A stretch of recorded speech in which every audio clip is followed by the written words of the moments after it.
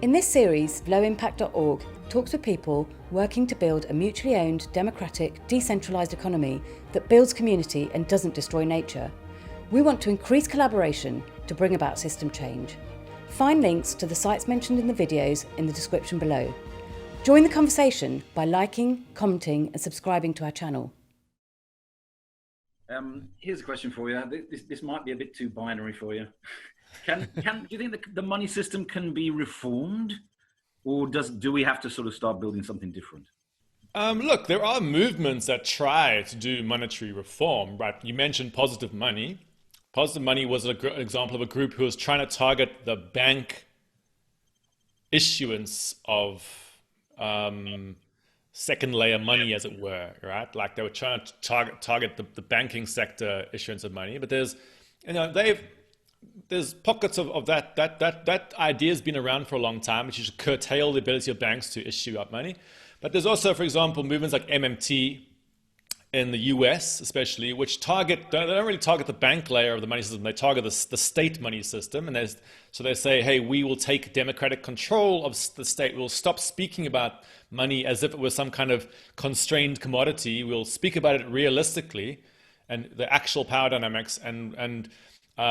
So there are movements that are trying to target that, but there's always going to be limitations. I mean, still, if your objective is to say build like a post-capitalist economy, you're not necessarily going to do it through the standard capitalist money system, right? Yeah. So a lot of the more peripheral experimentation tends to be about, let's look forward into the future towards. But the thing is, it depends on if your immediate issue is I'm a working mother in a society where I'm treated like crap, and this conservative government refuses to acknowledge my struggles, then something like MMT comes along. It is an empowering movement in the sense they say, we acknowledge that you are stuck in this particular system, and we're going to use the tools of the system to help your life. All right, that is actually empowering, but it's not necessarily something that's going to fundamentally alter the structure of the economy.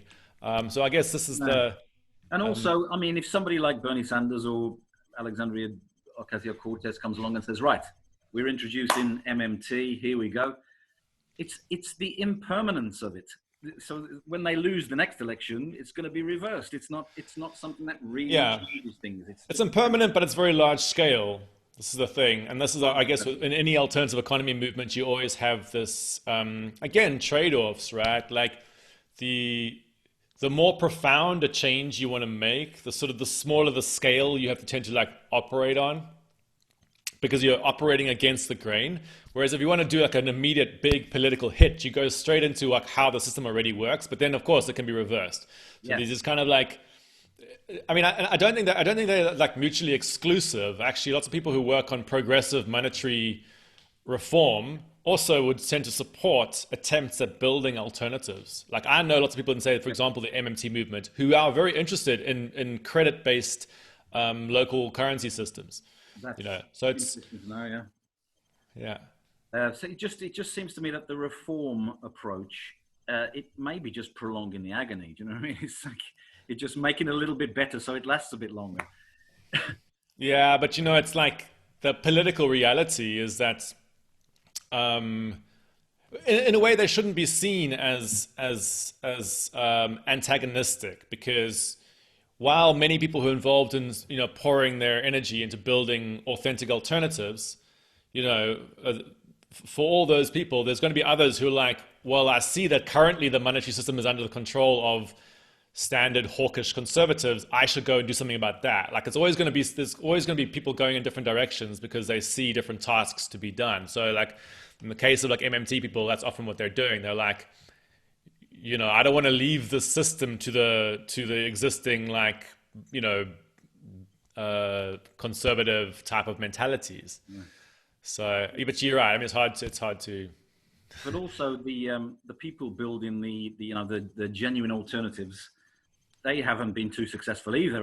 There's sort of the let systems and the local currencies, and you mentioned the crypto, and they haven't exactly turned the world upside down either. Either have they? They've been very, very marginal. Yeah, for sure. And I mean, I guess let's say the salvation narrative right now is, at least as far as I can detect, um, tends to be a bit more around. I mean, and I'm in a particular community. I'm often stuck between the tech community and the sort of finance reform type community. So I might be getting a particular biased story, but like tends to be around. Okay, we have these strong things like mutual credit, for example, are based on strong and sound monetary principles, but historically they've stagnated and been hard to start. Okay, and that's something like Bitcoin is based on pretty crap monetary principles, but it's very easy to sell to people. It doesn't really do anything other than potentially make speculators rich, and on the edge, some marginal peripheral use cases in, I've used things like Bitcoin for certain purposes. So it's like, it does have uses beyond speculation, but the main reason why it's been successful is because it doesn't really challenge very much about mentalities around money.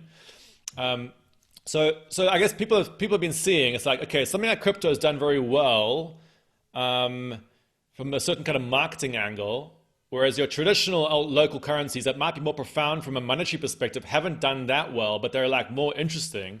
And potentially there's some zone of hybridization that could occur. So the use of, for example, decentralized technology to start scaling up mutual credit. So this is where, like, I guess the imagination's currently drifting, is around like, could there be some tech hybrid thing that emerges, which starts to enable people to really build out mutual credit in a way that wasn't previously easy to do. And I guess, I don't know if that's possible, but that's where some of the hope lies. Well, I think that's what we're developing with mutual credit services. So we have the little package that we can give to a local club, and we have the Matthews Credit Commons software which can link them all together. So it's there, it's ready to go.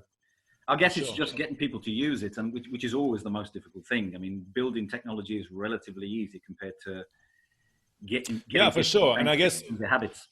To be honest, like the mutual credit type community, or let's say like localist communities more generally, have always been better at engaging at a ground level. I mean, let's think about Bitcoin, for example. If you walk out onto the street, there's almost zero usage or presence of Bitcoin at a street level. It exists purely in this type of like, not purely, but almost very heavily in a kind of abstract realm. Whereas historically, like your successful mutual credit systems and stuff, people have kind of gone out and tried to recruit people. There's a much more communitarian type of way of thinking. So, the sort of, I guess the vision tends to be around, if you can have enough local nodes, local enthusiasts who will go and recruit people, you can start to link these networks together, and it starts to build a type of actual grounded, embedded, organic coherence. Like, because the thing about, if you look at like standard crypto, and not to keep on waffling about Bitcoin, but it's very inorganic. It's very like metallic, and almost like, when I'm thinking about it, I almost imagine it's like sculpture in space. That's just like hovering there as people like look at it. It feels very like inert. You can move the things around, but they're not like actually embedded in real human economies. Whereas things like mutual credit are very much about like build networks of people who are linked together. Yeah, well, we're actually looking for existing networks. We look into existing business networks that trade with each other already. Exactly. And we're just giving them a tool to trade without money when there is no money around. So it's, but this is why they're much harder to build, because actually it doesn't demand very much of a person to like, when I'm say the sort of space sculpture that's Bitcoin, you can like, oh, look at these interesting objects that float. Maybe I could buy one and maybe sell it later, but it doesn't really like demand very much from you as a person. You like, well, I'll hold it, and then maybe let it go. Whereas something like mutual credit will tend to demand a lot more of a sense of personal responsibility from somebody, because they're saying, I am actually issuing out IOUs. I'm actually a part of this, like creating this system. It's a much more steep kind of type of commitment demanded in a way, but it's much more profound. That's precisely why it's more profound, is it actually is like about, we lack access to credit, so let's issue it ourselves. Yeah, it's about people, not technology. It's really getting right down into communities and talking with real people with, real lives. And I don't think changing the payment system is enough. We don't want an economy that's still dominated by Amazon, but with a different payment system. I mean, I don't know what you think exactly, but I mean, mutual credit seems like a payment system to me that could actually encourage and incubate and give advantages to community-based businesses. Don't you think? Yeah, for sure. And it's like, I think that as mentioned, that the key conceptual hurdle for people is, the way I would normally talk about this is that in the existing normal monetary system, the way we experience ourselves, I mean, I'm quite like an existentialist. I often think about like what the experience of stuff is. So a person who's stuck in a normal kind of like large-scale money system, to them, money often appears as this like object-like thing that floats around, and it's very like asset-like. It's like I was trying to like grab this thing, and we tend to only experience the asset side of the money system, right? We only see the positive objects, because actually the negative side of the money system, the liability side, the actual issue is in the banking sector. So we never see the sort of other side of money, as it were. All right, the sort of the fact that all the positive units in my bank account, when you look at it from the other side as a bank, there are negative, there are IOUs issued out. All right, and for people to understand that's very hard. And you know, like, and actually one of the reasons why Bitcoin slips so easily into the mentality of ordinary money users is that it also appears as an asset-like object that floats in front of you.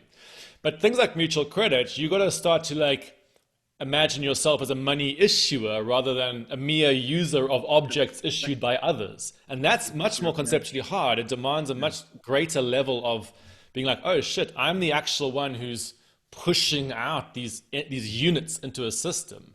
Yeah, so that is the crucial thing, that people think as money as a thing that you can hold in your hand and pass to somebody else, and then they have it. And then they pass it to somebody else, and then they have it. But crucially, it's a thing that doesn't originate from them, right? So it's all about, it comes from an external place, and then I grab it and I try to push it horizontally to you maybe, but it's like coming from some external position, and we can't see that really. So we tend to have all this mythology around the object, which Bitcoin plays into. It's like another object that you're trying to sort of pass around, but like. Of course, the actual reality of the monetary system is it's underpinned by a sort of giant system of like, you know, it has a huge liability side to it rather than just a mere asset side. Yeah, I've talked to people who I think they've got it. I think they've understood what mutual credit actually is. And then they'll say, yeah, but what about if somebody works out a way to steal all the credits? It's like, okay, now, right. It's not the same. It's like if there's a football game, it's like somebody turning up and stealing the score of the game at the end of the game. It's like exactly. And actually, there's been interesting examples here. Like, for example, there's a system here in Berlin where I am, which is called Circles, which is a version of a mutual credit type currency. It's more like a rippling credit system, but which is related. Right, but like a lot of people who it was sort of kind of it's a very interesting system, but like a lot of people who originally were exposed to it came from the cryptocurrency community, and they see these units and they're like, but the units actually represent promises issued out by people, by like individuals, and they're like, oh, but in the crypto community, they keep on thinking about them as like commodity-like objects, like a bag of groceries that you can try and grab and then sell somewhere. And it's like, no, like there's an embedded network, you know, like that you're part of. You can't just like grab the objects and try to sell them. That's like the mentality of somebody stuck in a mainstream fiat money system. It's like grab the object and like a squirrel and try to sell it. Yeah, and that same mentality makes people think that, oh, if I have a big positive balance, that means I'm rich. Yeah. Like, well, no, actually it doesn't, because if you have a big negative balance, you've used lots of things, products and services from your community, and that may actually exactly. And actually, one of the big things that when you're designing, I mean, I was chatting with some of these guys building these types of systems recently, and one of the things is they're saying, like, okay, people don't like the idea of the negative credit. All right, like they associate it with debt, monetary debt. Yeah. And it's like, and the way I frame it is like, no, it's a form of power. You are issuing out promises. That's being recorded fine in your account as a negative number, but like that's a positive emanation coming out of you. You know, you're pushing stuff into a system and then getting resources back. But these units that you're issuing out are then being used by people. And that's actually a positive thing. It's a form of power. It's a form of like empowerment, shall we say. Whereas like in the sort of standard monetary thinking, when you imagine yourself merely as like a sort of squirrel-like user of money, you always associate negative with like badness. You know, it's like, oh, I'm in debt. That's a bad thing. And it's like, you know, not in an actual, you know, in a real economic system, we're always enmeshed with each other. So you see that real sort of lasting change would be organic and at the human scale. And so for you, mutual credit is part of a package for building something better. So what else do you think would be fundamental in you like the idea of hybrid things and not sort of just black and white, but a mixture of things. What else would be part of an important part of the package? Well, the thing is, I mean, like the reason why hybrid stuff is important because at the scale of systems we're looking at right now, de facto, the reality is that you know, something like, you know, like my phone, for example, you know, like this here, it's like that's an object that can't exist unless you're drawing on labor pools from like 40 different countries. Yeah. You know, like it's got cobalt coming from the DRC. It's got like whatever. It's being assembled in China. People are getting paid. There's a whole array of different currency networks that are being brought together to lead to objects like that. And of course, the big problem well, not a problem, the trade-off in localist systems tends to be around the fact is when you bring people together, they get more autonomy, but they tend to like lose access to larger, like sort of more advanced goods.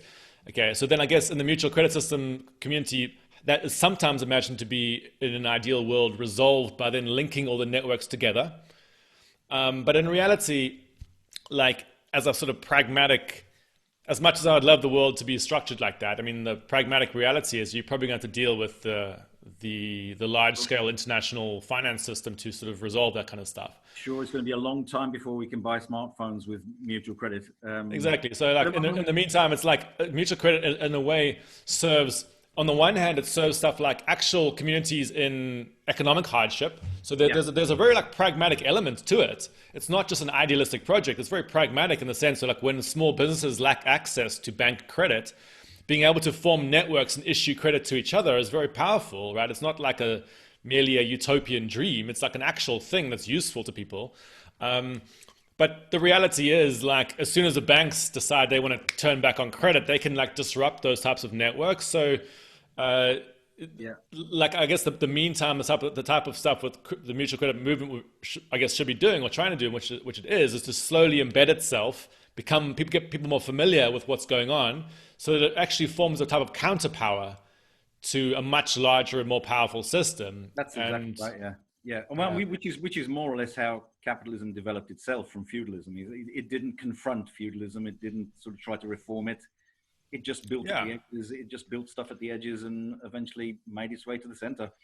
And of course, right now, I mean, the with like sort of COVID and pandemic, you know, like on the one hand, it's led to the massive centralization of power and things like Amazon, right? So there's been a very like negative side to it in the sense of like domination by bigger entities. But at the same time, it has Amazon ain't going to resolve the problem of large-scale unemployment and the breakdown of small businesses. You know, like they're having a temporary win right now in the sense that they're getting like global domination, but only at the expense of like cracking the foundations of the economic system, right? Like so, which in the end, you know, so like I think there's a big opportunity for you know these robust alternatives to actually come in there and be like, we're going to offer real solutions to people who, you know, on the one hand, you know, Amazon parachutes in and says like, oh, it's great, you can get us all our convenient goods, but then if you've lost all your employment and your local economy is kind of like breaking down, you're not going to care about the convenience of services offered by some large-scale mega corporation. Yeah. You want actual income and actual livelihood. But I guess there's going to be lots of people with redundancy payments looking for something useful to do, and so that's an opportunity as well, I guess. Yeah, I think there's a lot of stuff that can be done in this time. Yeah, yeah. Building resilience. Go on then. One last mad question. If you had a magic wand and it wasn't something too crazy, what would you ask for? If I had a magic wand and it wasn't asking for something too, I tell you what, I mean, I would ask for, and this goes beyond economic monetary systems, but I think it might have an interesting effect. I would ask for people to be able to understand and hold in their heads contradiction. You know, when I look at the world right now and I see right wingers fighting left wingers, and I see all this toxic battles that are going on, and everyone's tearing each other apart, I'd be like, you know what, if we were just able to hold in our heads the idea that there's actually contradictory forces in the world, we would be a lot more empathetic towards each other. We'd probably be a lot more open to then, from that point, having more hybridized economic systems as well. I think that's a fantastic wish. I think social media makes it really unlikely because you're in your bubble with your social media friends. For sure, you're hating on you're hating on the left or you're hating on the right. It's just. Yeah, but I think that would do a lot of actual structural good if that was an actual thing that was somehow embedded, and I think it would have spin-offs into many other areas. So. Yeah. So thanks ever so much for that, Brett. That was really interesting. And any questions anybody has for Brett, please put them in the comments on the blog or on YouTube. They'll probably have a better chance of being answered on the blog. If you want to follow more interviews in this series, subscribe to the blog and the YouTube channel.